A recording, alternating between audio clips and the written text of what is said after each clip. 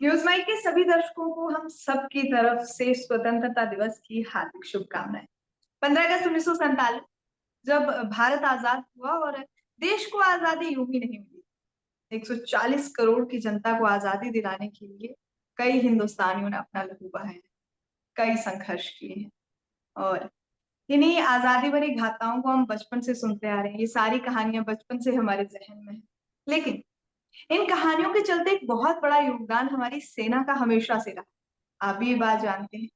आज हम आपको एक ऐसे शख्स से मिलाने वाले हैं जिन्होंने खुद सेना में रहकर सारी चीजें एक्सपीरियंस की है। देशभक्ति का जुनून, जज्बा उनके दिल में इस कदर भरा है कि जब आप उनसे मिलेंगे तो आप भी जान जाएंगे कि आखिर हम जो कह रहे थे वो बिल्कुल सच।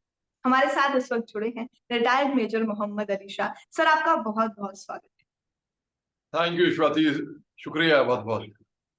है सर। देश अपना 77वां इंडिपेंडेंस डे सेलिब्रेट कर रहा है आज, और बहुत खुशी की गर्व है, खुशी का दिन है ये। आपको स्वतंत्रता दिवस की हार्दिक शुभकामनाएं, हमारे सभी दर्शकों को भी हार्दिक शुभकामनाएं। पर मेरा सबसे पहले आपसे सवाल यही है कि पहले तो ये बताइए कि पीएम जी ने कहा है कि आप तिरंगे के साथ सेल्फी ले लीजिए, आपने ली कि नहीं? बिल्कुल जी हाँ, दरअसल अभी बैकड्रॉप में नहीं है क्योंकि मैं टेक्निकली इतना चैलेंज हूँ, इतना मेरे को आता नहीं ये सब करना, मगर मैं सीख रहा हूँ, मैं लगा हूँ। लास्ट टाइम भी मैंने पिछले साल मदद ली थी। इस बार हर घर तिरंगा, हमारे छत के ऊपर तिरंगा लहरा रहा है शान से। तो सबको मैं शुभकामनाएं देता हूँ, हैप्पी इंडिपेंडेंस डे। और ये बहुत बड़ा दिन है हमारे लिए, बड़ी खुशी की बात है, हम सब भारतीय हैं और हमें फक्र है इस बात की कि हम सब भारतीय हैं।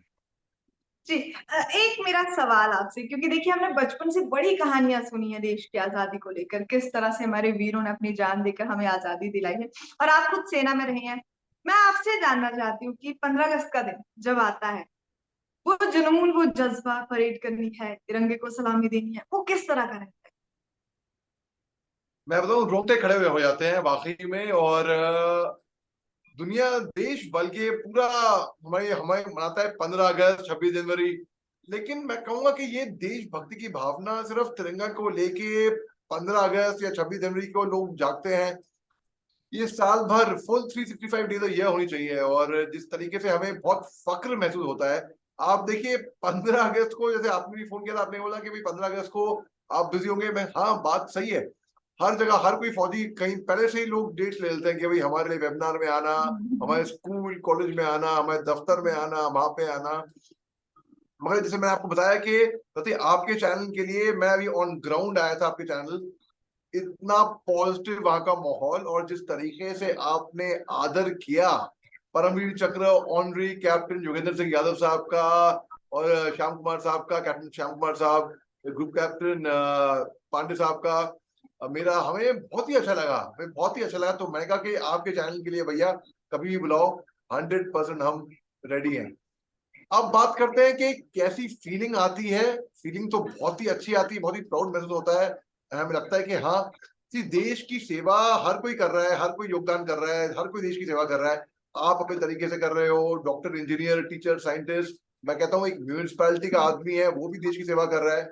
लेकिन जो मैं कहूंगा, जो हमें एक भावना है कि हमें सरहदों पे खड़े होके बर्फीले तूफानों में, हमने मतलब दूर दराज इलाकों में, ऐसी चट्टानों में जहाँ पे परिंदा पर नहीं मार सकता, वहां ऐसे इलाकों में हमने सर्विस करी है। इसका मजा ही अलग है बिल्कुल।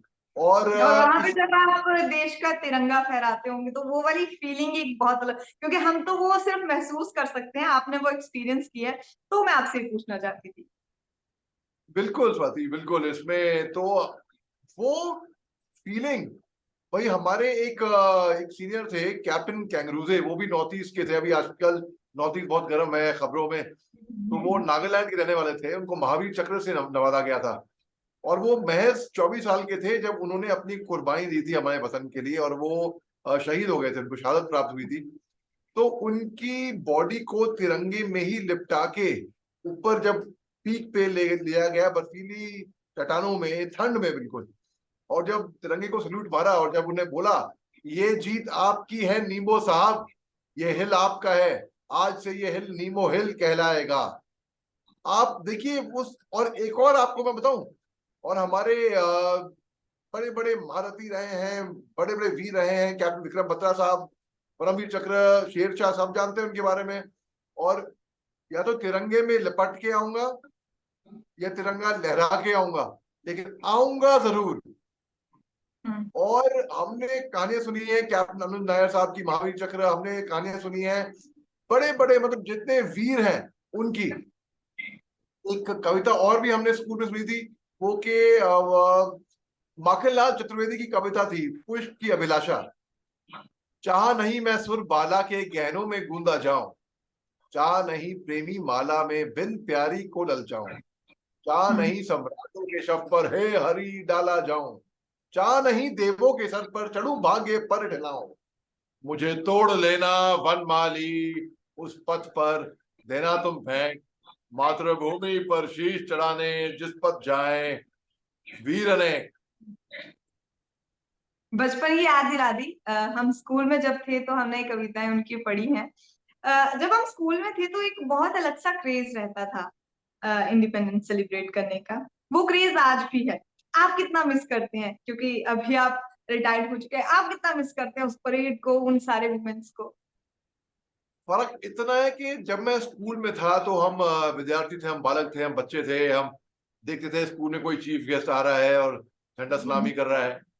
और अब मैं इस साइड पे आ गया हूँ, तो अब मैं स्कूल जाया करता हूँ जब मैं वहां पे झंडा फहराता हूँ, या अपने कॉलोनी में। और अब हमारे एज अ कॉलोनी, गेस्ट आप जाते हैं? जी एज अ स्पेशल गेस्ट मैं वहां पे जाता हूँ। और हमारे कॉलोनी में यहाँ पे जगबीर जी हैं, इनके तो साल भर तिरंगा लहराता है इनके यहाँ पे। तो बहुत ही अलग अच्छा महसूस होता है। और लगता है कि भाई इस तिरंगे में हमारी जान है। अभी आपके यहाँ पे स्क्रीन पे मैं देख रहा हूँ तिरंगा, वहां पे सैफरन व्हाइट एंड ग्रीन, मतलब वो इसमें इससे ज्यादा मोहब्बत करने वाला। और ये तिरंगा वो ही तिरंगा है इसके लिए हमने अपनी जानों की बाजी लगाई है। हमने अपनी जान पे खेल कर हम दुश्मन के सामने हमने कूद पड़े हैं, गोलियों की बौछार के आगे। हमारे बहादुर फौजियों, हमारे बहादुर हीरो, जो देश के असल हीरो हैं, तो जब इतनी रिस्क करने के बाद हम जब तिरंगा फहराते हैं तो बहुत ही मतलब दिल को बहुत ही खुशी लगती है। और 15 अगस्त को जब हम जाते हैं, हम देखते हैं, तो उस वाकई को मैं मिस तो करता हूँ। मेरे को कभी याद आती है अपनी खुद की, जब मैं खुद वहां पे होता हूँ तो इतना ज्यादा मैं कोरिलेट कर पाता हूँ उनसे। जी। सर, अभी आपसे जब बात हो रही थी तो आपने नॉर्थ ईस्ट का जिक्र किया। हालात वहां पर सही नहीं है, सामान्य नहीं है। आपने इस देश के कोने कोने में सेवाएं दी हैं देश को, देश के लिए आपने काम किया है। नॉर्थ ईस्ट में कभी आप रहे हैं? कैसा माहौल है वहां का, मैं थोड़ा सा जानना चाहती हूँ। जी, नॉर्थ ईस्ट के बारे में बदकिस्मती से बहुत से लोगों को इतना इल्म नहीं है, इतनी जानकारी नहीं है। आई विश हम्म। होनी चाहिए, क्योंकि हमारे मुल्क, हमारे देश का सबसे खूबसूरत हिस्सा है वो, मैं ऐसा बोलता हूँ। और वहाँ के लोग इतने अच्छे लोग हैं, इतने प्रिंसिपल लोग हैं, इतने कल्चर्ड लोग हैं, इतने तौर तरीके के लोग हैं, इतने मतलब वहाँ का बहुत बड़ा दिल है वहाँ के लोगों का, खास तौर से। और मेरे सबसे अच्छे दोस्त नॉर्थ ईस्ट के हैं। और जब मैं नॉर्थ ईस्ट बोलता हूँ कि केवल मणिपुर ही नहीं, केवल नागालैंड ही नहीं, मिजोरम, त्रिपुरा, अरुणाचल ही नहीं, पूरा ऑल ओवर नॉर्थ ईस्ट। केवल ट्राइबल्स ही नहीं बल्कि जो नॉन ट्राइबल्स भी हैं वहाँ के, वो भी मेरे बड़े अच्छे दोस्त हैं। तो वहाँ का मेरा सबसे अच्छा वक्त, सबसे अच्छा टेन्योर वहां पे गुजरा। वहां पे मेरे को एक कॉम्बिनेशन कार्ड से नवाजा गया नागालैंड के अंदर। और सन 2005-2006 में मैं वहां पे एज ADC 2 को कमांडर था। फिर वहां से मैं 2006 में असम राइफल्स गया। तो हम्म। दो दो टेनियर हुए। और जब मैं ADC किया तो वो भी 2 कोर कमांडर के नीचे मैंने काम किया। तो दोनों की स्टाइल ऑफ फंक्शनिंग मैंने देखी, बहुत सीखने को मिला। वहाँ की भाषाएं सीखी मैंने, वहाँ के अलग अलग ट्राइबल डायलेक्ट सीखे मैंने वहाँ पे। वहाँ के फेस्टिवल सीखे, जैसे कि आओ फेस्टिवल होता है, वो 1 अगस्त से 3 अगस्त तक। सेकंड मेन दिन होता है 2 अगस्त को, सोंगरेमो, मोत्सू, अंगामीज का फेस्टिवल होता है, सिक्रीने, वो सीखा। जैसे कुकी कुकी और मैते हैं मणिपुर हम्म। में, तो कुकीज का फेस्टिवल होता है, कुट फेस्टिवल। तो इस तरीके से बहुत कुछ मैंने सीखा वहां के बारे में। और मणिपुर की खास बात करें तो जैसे कि मैते हैं, मैते बड़े अच्छे दिल के होते हैं, बड़े अच्छे लोग होते हैं। कुकी भी बड़े अच्छे लोग होते हैं, नागा भी बड़े अच्छे लोग होते हैं। तो मैते के अंदर मेन, जैसे कि मणिपुर में 3 मेन कम्युनिटीज हैं, कम्युनिटी बोले या ट्राइब बोले, हम्म। मैते कम्युनिटी, कुकीज और ओके। नागास। अब माइते कम्युनिटी की बात करते हैं तो उसमें आएंगे माइते जो मणिपुरी हिंदू हैं वो, मणिपुरी मुसलमान जो हैं वो भी माइते कम्युनिटी में आएंगे, उनको पंगाल्स कहते हैं। बल्कि 1972 में जब मणिपुर डिसइंटीग्रेट हुआ था असम से, वो असम का हिस्सा था पहले, उसके बाद एक सोवरेन स्टेट बना, तो मोहम्मद अली मुद्दीन उनके पहले चीफ मिनिस्टर थे जो कि पंगाल थे। और फिर सनामाई, जिनका एक अलग ही रिलीजन होता है, वो के लोकतक लेक के पास में कंगला फोर्ट है, वहां पे उनका मंदिर भी है, वहां पे मैं गया हुआ हूँ, बड़ा शानदार, बहुत ही अच्छा, बहुत ही पॉजिटिव फीलिंग आती है। फिर मणिपुरी क्रिश्चियंस भी माइते के अंदर आते हैं, कुछ मणिपुरी क्रिश्चियन है। कुकीज और नागाज 100% क्रिश्चियन है। नागा जैसे बोले तो जैसे कि होंगे तांकुल जो कि उखरूल से आते हैं, या माओज होंगे, या पोमी होंगे, और ये हो गए नागाज, ठीक है, मणिपुर के। नहीं तो नागालैंड के नागाज अलग होते हैं, जैसे आओ, अंगामी, चांग, चांगलांग, सेम्मा, लोथा, कोन्याक, रेंगमा, उनकी अलग ट्राइब्स हैं, अलग अलग डायलेक्ट्स हैं उनके। कुकीज में आते हैं, थडाओ स्पीकिंग कुकी होते हैं, जैसे कि हॉकिप्स हो गए, खोंगसाय हो गए, या किपगिन हो गए, ये थडाओ स्पीकिंग कुकी हो गए। इसके अलावा कुकीजो, जैसे कि वाईफाई ट्राइब है, वो कुकीजो हो गए। फिर पाइते, पाइते का एक मिजोरम की तरफ एक अफिलिएशन होता है, वो भी कुकी में ही माने जाते हैं, जैसे कि जैसे कि गांगते हो गए, या सौते हो गए, या या इस तरीके से उनके सरनेम होते हैं, वॉल्टे हो गए। तो ये पाइते भी उनकी एक, मिजोरम को देख लीजिए आप, मिजोरम में साइलोज है। मिजोरम में एक 100% क्रिश्चियनिटी रिलीजन है, मिजोरम में और नागालैंड में 100%। अगर आप मिजो हुए तो यानी कि आप क्रिश्चियन हुए, अगर आप नागा हुए यानी आप क्रिश्चियन हुए। लेकिन जरूरी नहीं है मणिपुर में वही बात हो। उसी तरीके से नॉर्थ ईस्ट में चकमा भी होते हैं मिजोरम में, और अपतामी ट्राइब है अरुणाचल प्रदेश में। मेघालय में जैसे कि गारो, खासी, जयंतिया, तो अलग अलग ट्राइब, देबर्मन त्रिपुरा के हो गए। तो वो समझना लोगों को बहुत जरूरी है, जो कि बहुत लोगों को उसके बारे में, वहां के बारे में समझ नहीं है। जी, अगर एक दिल्ली या बंबई में कोई क्रिश्चियन है, एक नाम लेता हूँ मैं ऐसी रैंडम नाम, मिस्टर थॉमस मैथ्यू। अगर मिस्टर थॉमस मैथ्यू भी अगर एक कुकी चर्च में जाएंगे, उनके कस्टम्स अलग होते हैं, जैसे कि सैक्रिफाइस होती हैं, offering of fruits and vegetables होते हैं, वहां पे डांसर्स भी होते हैं एक कुकी चर्च में, जो कि मिजो चर्च में भी होते हैं वैसे के डांसर्स, जो कि नागा चर्च में नहीं होंगे, या एक रेगुलर चर्च जो दिल्ली में होगी वहां पे नहीं होंगे। तो इस तरीके से वहां की कस्टम्स, तौर तरीके, फूड हैबिट्स, रहना सहना, tribal affinity, topography, geography, topography, history, वहां की समझना बहुत जरूरी है। मैं तो बोलता हूँ हर एक स्टेट के बारे में ही, केवल नॉर्थ ईस्ट के बारे में ही नहीं। मेरे तो स्पेशल अटैचमेंट है नॉर्थ ईस्ट से, क्योंकि मैं अपने आप को भी एक नॉर्थ ईस्ट मैन मानता हूँ। इसलिए नहीं क्योंकि मैं असम राइफल्स में गया, या मैं एडीसी था वहां पे कोर कमांडर का, मेरा बहुत ही बचपन का बहुत ही खूबसूरत हिस्सा वहां पे नॉर्थ ईस्ट में गुजरा हुआ है, क्योंकि मेरे फादर भी आर्मी में थे। तो जब उनकी पोस्टिंग हुई थी नॉर्थ ईस्ट में, मैं अपनी स्कूलिंग स्टार्ट करी नर्सरी क्लास अरुणाचल से, तवांग। आपको याद है 9 दिसंबर का वो वीडियो, जब हिंदुस्तान की आर्मी ने डंडों से खदेड़ के भगाया चीनी फौजियों को। तो हालांकि वो वीडियो 9 दिसंबर का ना हो, तवांग का भी ना हो, लेकिन मशहूर इस नाम से हुआ था वो वीडियो। तो मैंने अपनी स्कूलिंग, अपनी क्लास 3, जब मैं 3 साल का था, क्लास नर्सरी शुरू करी थी टांगा वैली से, जो कि तवांग, किरमू, गोम्पा, उस इलाके की बात है। फिर मेरे फादर जब ब्रिगेडियर साहब थे, जब वो ब्रिगेड कमांड कर रहे थे मणिपुर से, थोबैल से, काक्चन से, तो मैंने मणिपुर को देखा करीब से।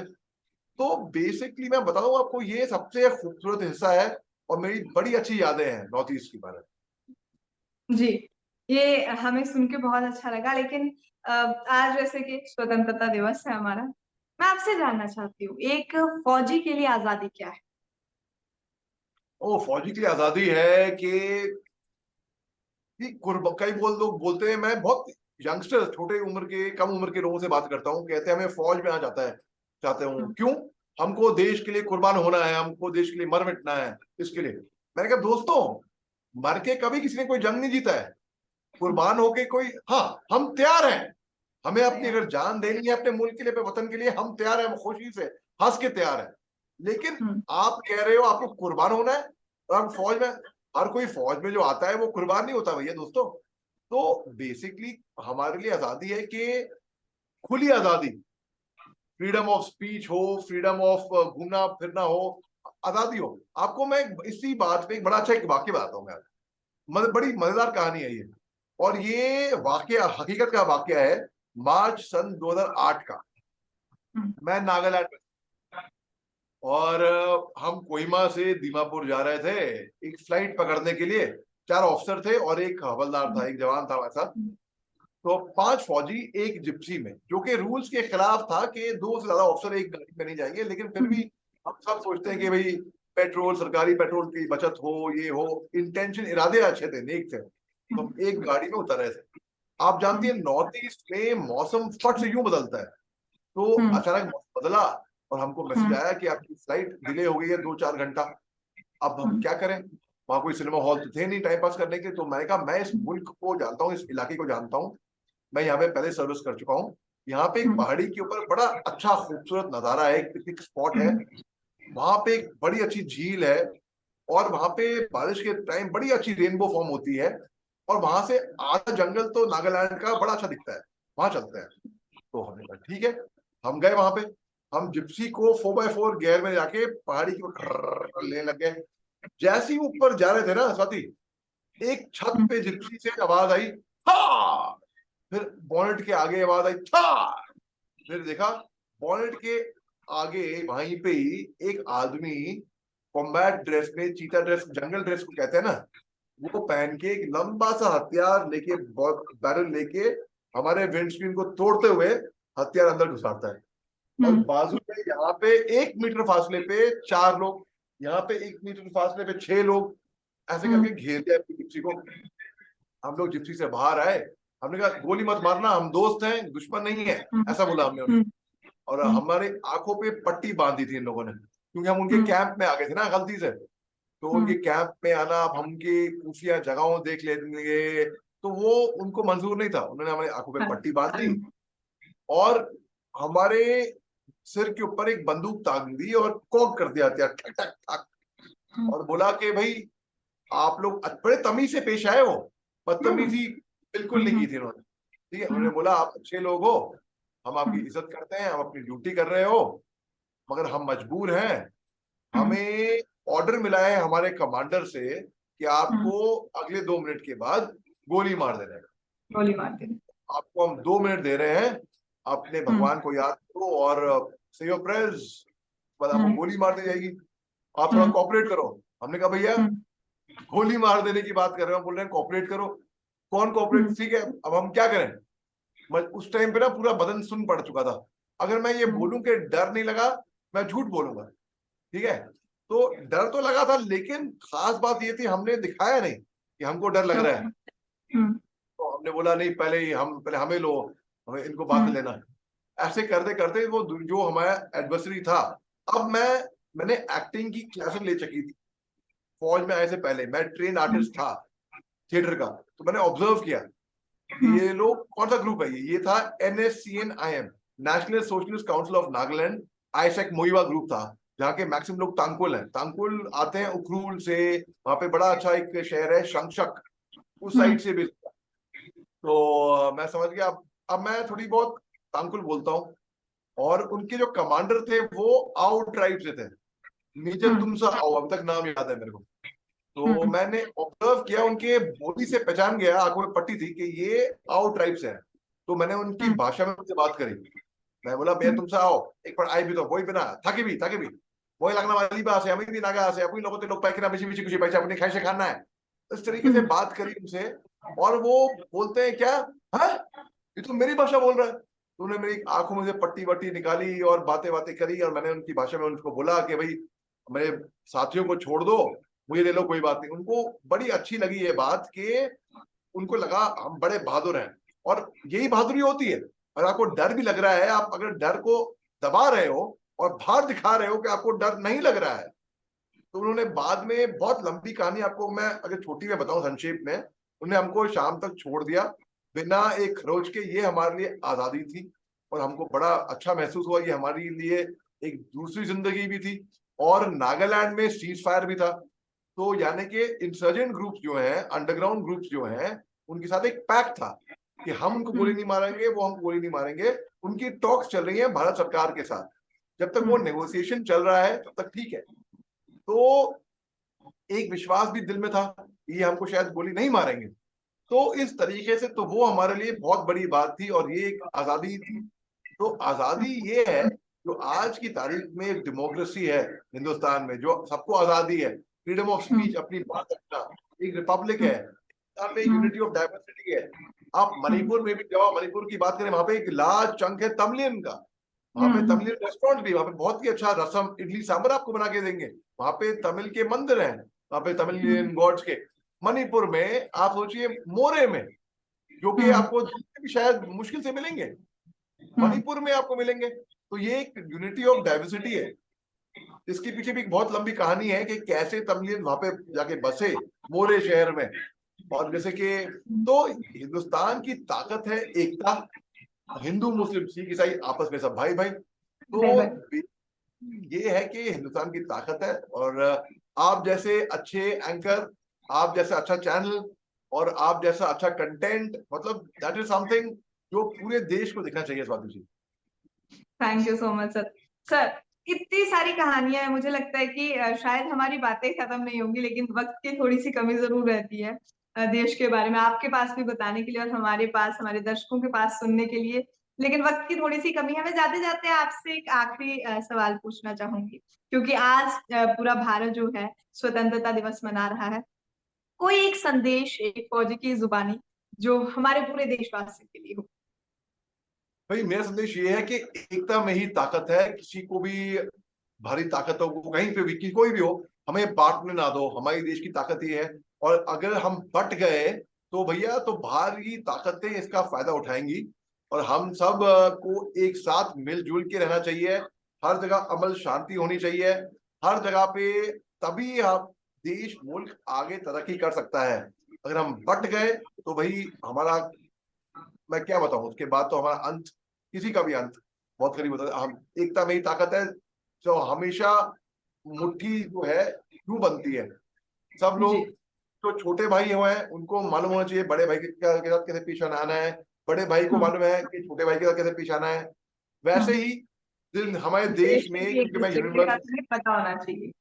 बिल्कुल बिल्कुल बिल्कुल स्वाति जी, बिल्कुल। सर, और बहुत बहुत धन्यवाद आपका। जी जी जी, कहें। आप तो एक बहुत ही अच्छे वेल नोन परिवार से आती है, जम्मू कश्मीर से। आपके फादर को भी मैं जानता हूँ, स्वर्ण सिंह जी को। तो उनके साथ जब हम जम्मू कश्मीर में थे, तो ऐसे मतलब, क्योंकि आप लोग ऐसे इन्फ्लुएंसर्स हो जो एक फर्क कर सकते हैं देश में। तो मेरी इल्तिजा है, गुजारिश है हर किसी व्यक्ति से, ये सब हमारी जिम्मेदारी है। समाज तब तक नहीं बदलेगा जब तक हम स्वयं खुद अपने आप को ना बदल दें। ये जो हर घर तिरंगा का जो कैंपेन है, बहुत ही अच्छा कैंपेन है। इसको दिल से करिए, इसलिए नहीं कि कोई कह, दिल से करिए, तब मजा भी आएगा और हम देश को और उन्नति की राह पे और आगे ले जाएंगे।